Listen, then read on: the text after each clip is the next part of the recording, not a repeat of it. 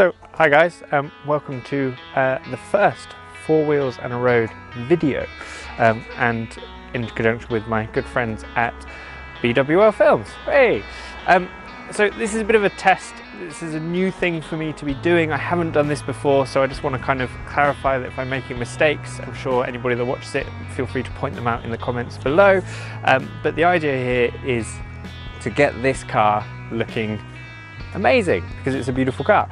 So this is my BMW 640i convertible, 2011 plate. It's completely standard other than the slightly obvious wrap. The wrap was on the car when I bought it. It's not in the best condition, so that's what this video is about really, is trying to experiment of getting the car looking good without having to take the wrap off or rewrap it. So I'm interested to see what kind of finish we can actually get.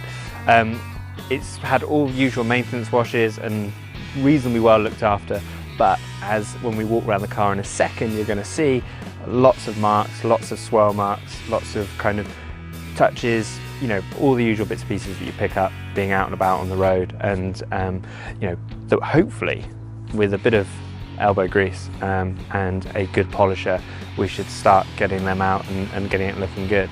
I'll come on to the products in a second, give you an idea of what we're using. I'm a big fan of Auto Finesse, who all of these products are going to be from Auto Finesse, yeah, so let's see what kind of results we got. So shall we have a look around the car? The real problem is the bonnet.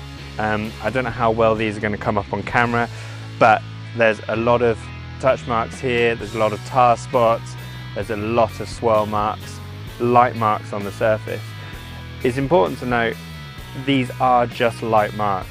The thing is with the wrap, it's always going to protect the paintwork, but as soon as you get through the wrap, you start losing a bit of the paint or fade. You're never going to be able to get it back. There's nothing you can do. But luckily this isn't the case for this. So we're going to go around, we're going to hopefully get some of these marks out of here. Seagulls, cats, all the usual things that kind of cause the problems are going to be there. We have done a maintenance wash on it, just a really kind of straightforward, the usual 2-bucket method, snow foamed it, bit of obliterate, that kind of thing on it, but we haven't done the decontamination yet. So we're going to be doing a full clay bar across the whole car, iron out, and we're also going to be using some obliterate to get rid of some of the finer spots. Once we've done that, we'll be ready to get the polisher out and go over the car and hopefully get us results.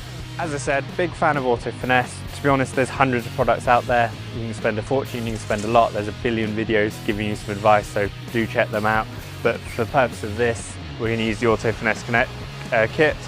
So first and foremost, we've got the iron out, which we're going to just give a quick spray over the car.